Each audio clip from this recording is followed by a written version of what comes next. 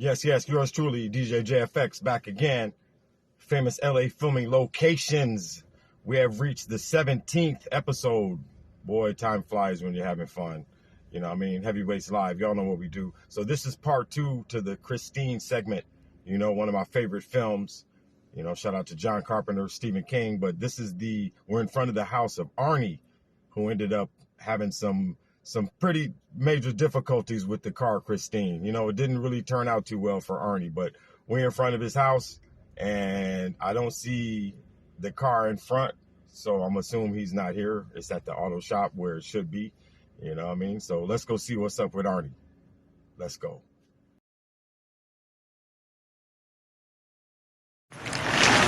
Sonny, you ever owned a car before?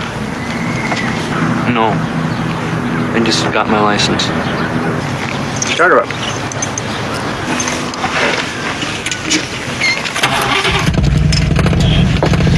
Her name's Christine. I like that.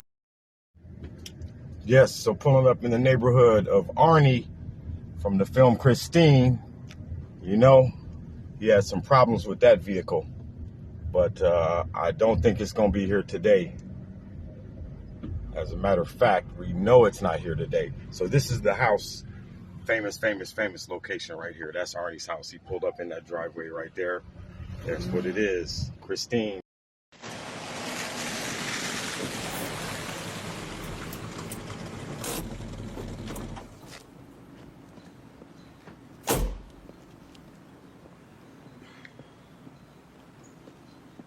I think you should stay here so we can talk this over. Mister, this is not a hotel you can just drop in and out of whenever you feel like it. What do you need, Arnie? I need to leave. I'm late. Arnie, you come back here this instant. Arnie! Hey, Arnie. Oh, It happened once before. Some muggers followed my wife and daughter home from the market. It's about to happen again. The police there got a very good description of the muggers, too. But it didn't do any good.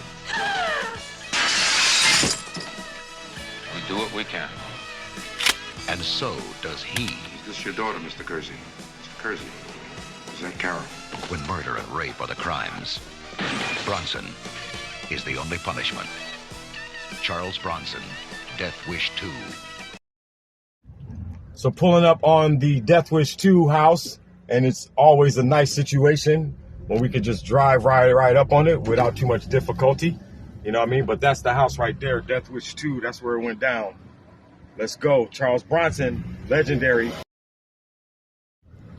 One more shot of the legendary Death Wish 2 house. Charles Bronson. Yeah, favorite movie of mine, and it looks ridiculously the same. So yeah, hopefully that gang that went in there and ran up on him, we ain't gonna see him. I don't think so.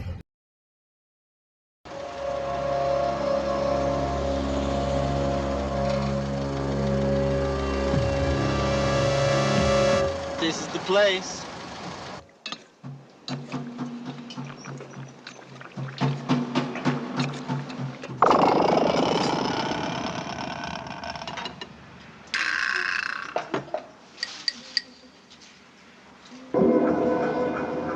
Super fine. Easy, my man. We got business. Yes. So this is a kind of a follow-up to the music portion of the videos I've been doing. This is NWA, you know what I'm saying? West. So this is the 2015 film Straight Outta Compton that blew up enormously. You know what I mean? Shout out to Xenon Pictures. And yeah, New Line Cinema. So what happened was Xenon Pictures brought it to New Line Cinema. They put it out, it blew up and made a gajillion dollars, way more than they thought it would. But yeah, this is dope. We're in front of the studio. This is 2 for 1. You know, I love the 2 for 1s. This is the scene with Suge where he sets up Easy in the studio. We're in front of the studio and it looks exactly the same, y'all. This is crazy. And also this is the scene where the police harass Ice Cube, and you know, that started the F the police scenario jumping off. I don't see no police around now, so we're going to get that shot before we do. So let's go. Straight out of Compton, 2015, NWA, West, West, West. This is NWA. Yo, Dre. What up? I got something to say.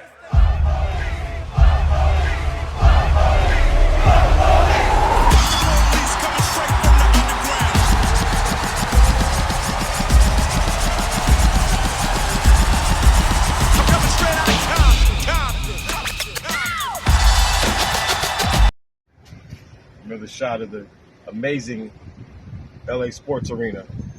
Definitely has changed since NWA blew it up back in the 80s, but that's it, y'all. Let's go. Famous Locations, episode 17. Yeah, so this is the street where the police pulled up and was giving the fellas a hard time, so to speak, you know? You know, like they tend to do sometimes in Los Angeles. But yeah, this is the street right here, and this is phenomenal. You can see that shot right there, and that's the studio. So we're going to pull up on the studio right here. You know what I mean? Right there is the studio, and it looks phenomenal. So that's it right there. That's the studio where it went down. Yes, straight out of Compton, NWA. Let's go, y'all.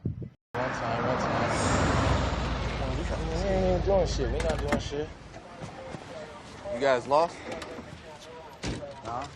You niggas supposed to be somewhere? Yeah. Here. We working. Oh, you working? Yeah, I bet. What we do?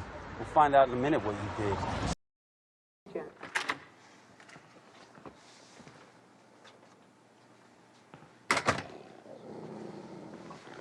Where Dre at? Said he was gonna be here. I'll get with you outside. Don't worry about Dre. Yes, back again. So this is the continuation of the horror segment, and we are in front of the location of the famous 1985 film Fright Night.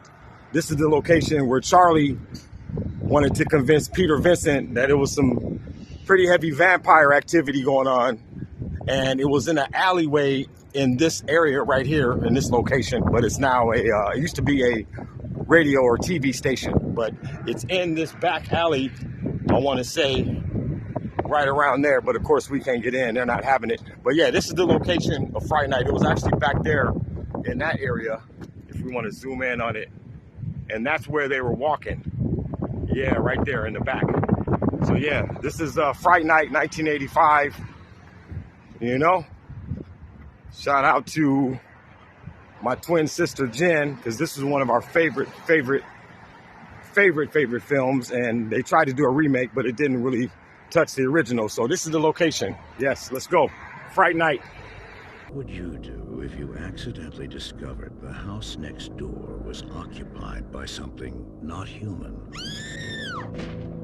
Something horrifying. Something unspeakably evil. No one believes you. Mom, I didn't have a nightmare. Not your mom. They did kill a girl over there. Not your girlfriend. Charlie, is this some sort of a trick to get me back? Not even the police. Look, I know it's crazy. I know that, but look, Lieutenant! It knows that you know. You'll do anything to protect yourself, but it will do anything to protect its secret.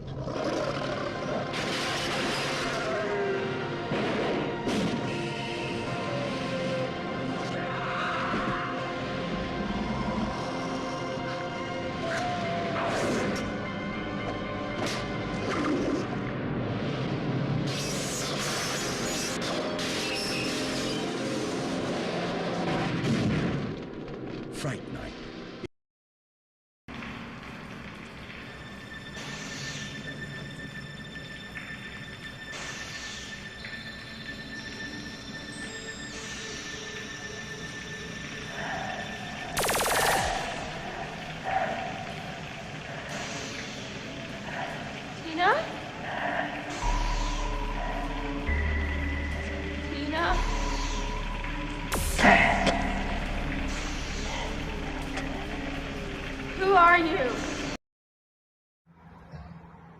Yes, so this is a continuation of the horror segment, and this is crazy right here. This is the building of Freddy Krueger from the original Nightmare on Elm Street. This is the boiler room scene where he was acting up. He was really showing out. Shame on Freddy Krueger. But yeah, I believe this is the scene where they showed him making the knives and all that foolishness and, you know, getting ready for the children. But yeah, this is crazy. I mean, it looks like somewhere where damn Freddy Krueger will hang out. Look at this. This don't make no sense. So yeah, let's roll up on it. Let's roll up on it right here. So of course, we definitely can't get inside. That's for damn sure. But this is the building, and inside in the basement, I believe, is the boiler room. Look at this, y'all. Come on. This looks like a Freddy Krueger hangout, don't it? Look at this. Look at this. They didn't even have to do nothing for the movie. It's already ready to go. Set design, you know what I mean? Look at this. Set design ready to grow. So yeah, Nightmare on Elm Street, y'all. Let's go. Freddy Krueger.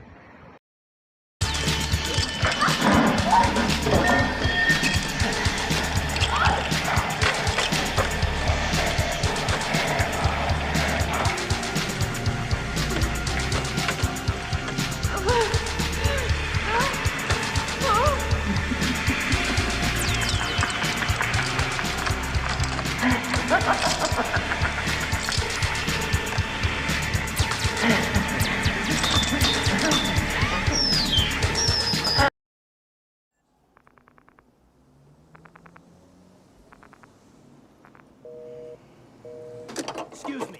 Excuse me.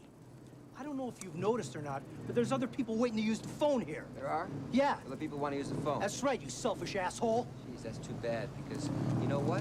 What?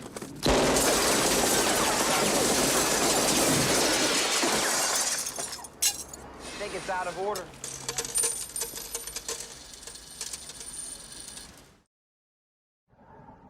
Yes, yes. So this is the location from the very famous 1993 film starring the great Michael Douglas, Falling Down. I know y'all remember that one. You know, that brother had a bad day. It didn't work out for him and anybody that ran into him. This is the location of the, now it was torn down, the strip mall right here on the left, but this is the location of the phone booth scene where he shot up the phone booth, you know? Right here is where the location was. So this is Falling Down, 1993. Michael Douglas, let's go. Yes, yes. On the location of Blazing Saddles, one of my favorite films, 1974 classic. You know, this is the famous scene at the end at Warner Brothers. I'm in front of Warner Brothers studio. So this is the famous scene at the very end. Obviously, as you can see, highly secured area. Can't really get too close, but this is the famous final ending scene right here. You know, Headley Lamar, Headley. So yeah, that's it right there. Warner Brothers Studios. We ain't gonna mess with that security guard. Yes, Blazing Saddles, 1974. Let's go.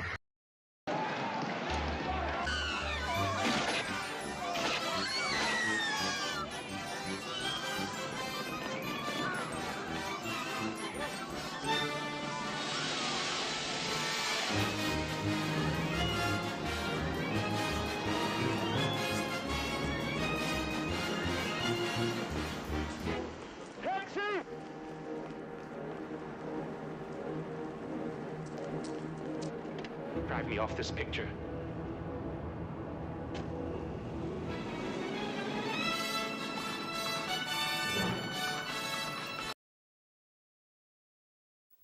In the history of motion pictures, only a select few performers have become immortalized by the roles they have portrayed. Consider the Van, the Chair, the Tramp, and now the most perfect casting of all, Steve Martin, the Judge. It was never easy for me. I was born a poor black child. Meet Nathan Johnson. He's poor. We are going to steal this color. And he's evil. This is the kind of music that tells me to go and pay somebody. But Nathan, there you go. Traveling down a lonely road, seeking fortune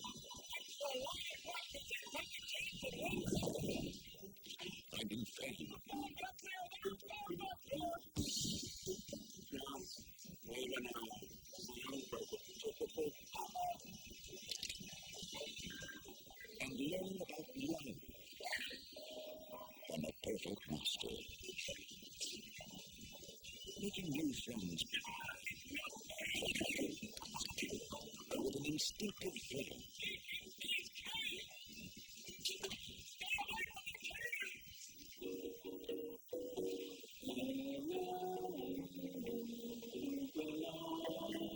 And despite life's cruel twists of fate, that's why I'm spearheading a $10 million satisfaction suit. Here's Mr. Johnson. Is he responsible selling the product? He didn't even test prisoners. No matter how hot the action, how great the odds, he proved himself an inspiration to jerks everywhere.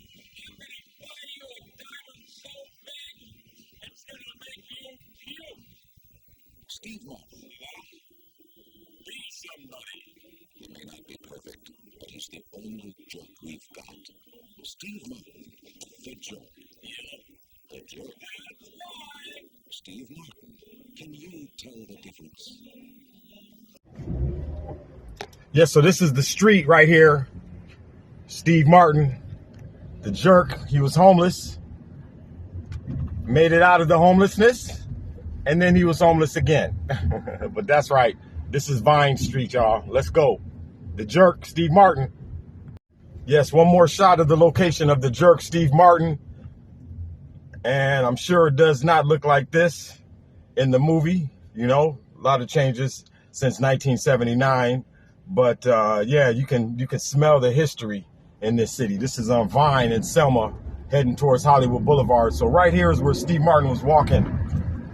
And we'll show you that clip at the beginning and the end of the movie. So let's go right here. The Jerk, 1979. Don't be calling me no jerk. Shout out to Truly Odd. I've heard of them. Morning, Mississippi. Uh-huh. The inventor of the optograph. I was just telling these guys. Dad.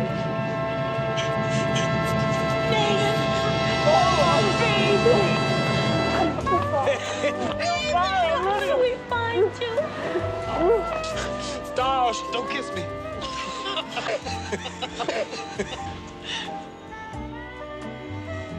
I called them the night you left. How'd you find me? I don't know. This is the first place we looked. We're taking you home and you're gonna live with us. Turns out Dad's a financial genius. Oh, I did was...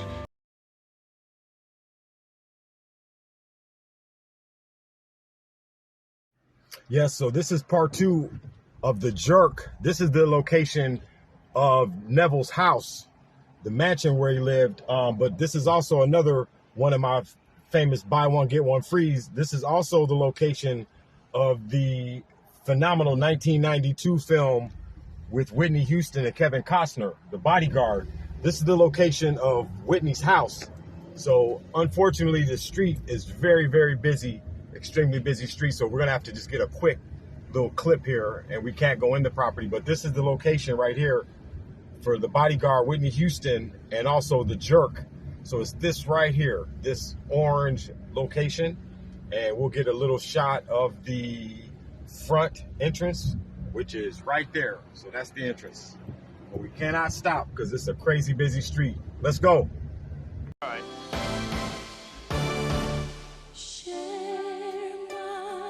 Bill said he used to be with the Secret Service.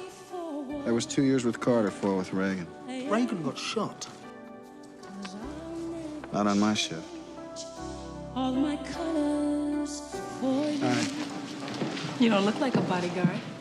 this is my disguise. Well, his timing's good. Henry, I've spent a lot of time guarding people all over the world, and I found one thing to be true. No matter how incompetent the assassins, no matter how much they miss their target by, there's one person who always gets hit. Who? The cocky black chauffeur. You afraid I might get picked off in my snazzy running suit? No, I'm afraid that I'm gonna have to jog with you. Someone was in my house? Wait a minute, someone was in my house? Everybody's afraid of something. That's how we know we care about things. We're afraid we'll lose him. How about you, Frank Farmer out there on the edge? Rachel, I don't want to get confused about what I'm doing here. I'm not confused. You pay me to protect you. That's what I do. Then what is it? I'm afraid of not being there. Well, I'm gonna go then! And I don't need any of this! I don't need this stuff! And I don't need you! I don't need anything! Except this. This ashtray, and that's the only thing I need is this! I don't need this or this. Just this ashtray. This paddle game. The ashtray and the paddle game, and that's all I need. And this remote control. The ashtray and the paddle game and the remote control, and that's all I need. And these matches. The ashtray and these matches and the remote control and the paddle ball. This lamp.